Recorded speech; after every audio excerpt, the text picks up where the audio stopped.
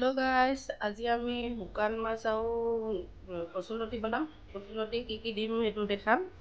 এতিয়া শুকান মাছ বামলা মাছ হয়। এইটো বামলা মাছটো এইটো ধুই ধুনীয়াকৈ চাফা কৰি কাটি এইটো মোৰ কচুলতিখিনি মই বইল কৰি লৈছোঁ।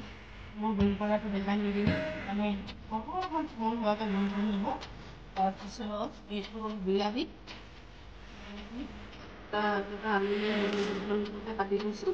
এইটো হ'ল তেজপাত, এইটো হ'ল আদা নহৰু পেষ্ট,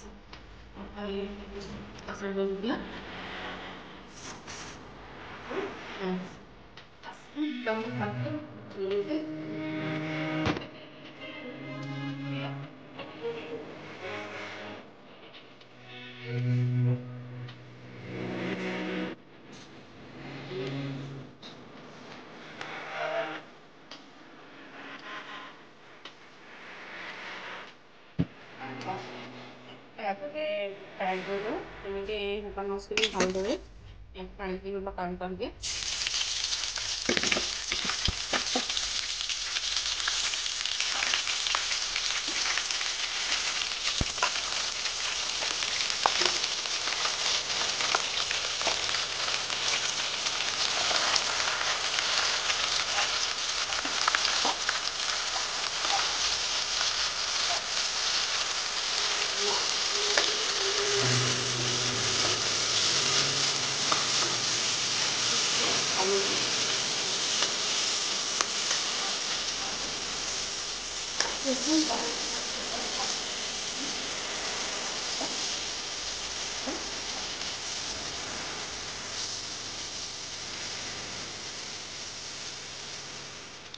আকৌ মাছখিনি এতিয়া কাঢ়ি দিম। হৈ গ'ল, এতিয়া কাঢ়ি দিম এইখিনি।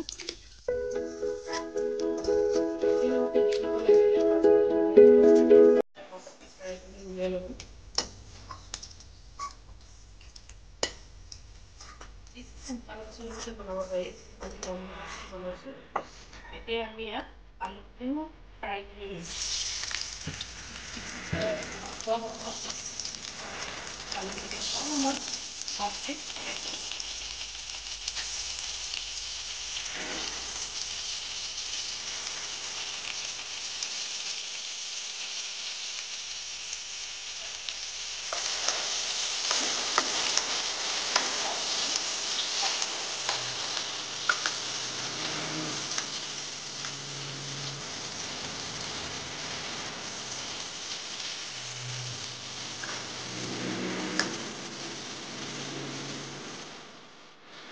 আলুখিনি ধুনীয়াকৈ ফ্ৰাই কৰা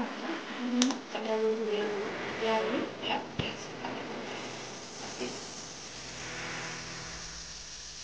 আদা নহৰু পেষ্টটো ইয়াত দিম। এইখিনি ভালদৰে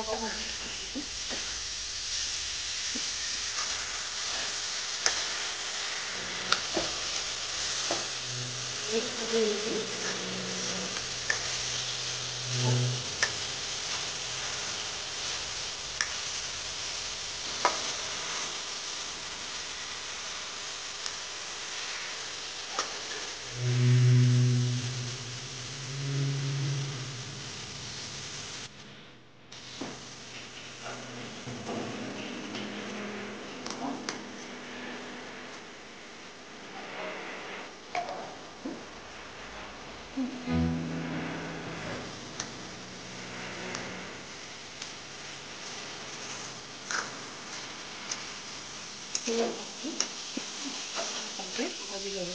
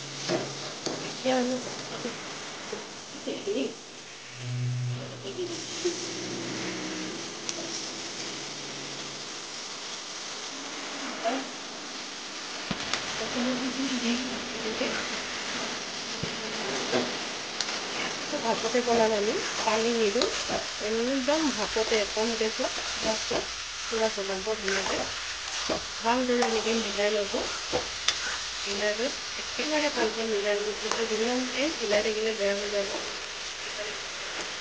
পাক ধুনীয়া চব্জি ভালদৰে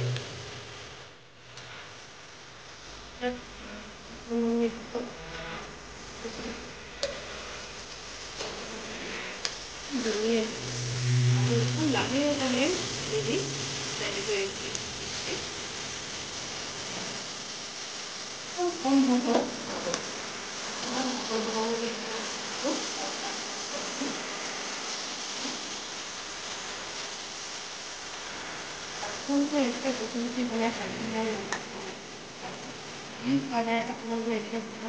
ভাল লাগে আৰু আমাৰ ভিডিঅ' চাই তেনেকুৱা পালে লাইক কমেণ্ট আৰু শ্বেয়াৰ কৰিব আৰু ছাবস্ক্ৰাইব কৰিবলৈ নাপাহৰিব আমাৰ এনেকৈ কচুলতি বনাই খাইছোঁ বহুত ভাল লাগে হৈছে এতিয়া চাওক আমাৰ কচুলতিটো ৰেডি এনেকৈ লাহে লাহে লুটিখিনি ভালকৈ গোটাই ল'ব আৰু আমি এতিয়া যাব আমাৰ ভিডিঅ'টো নেক্সট কাৰণে থেংক ইউ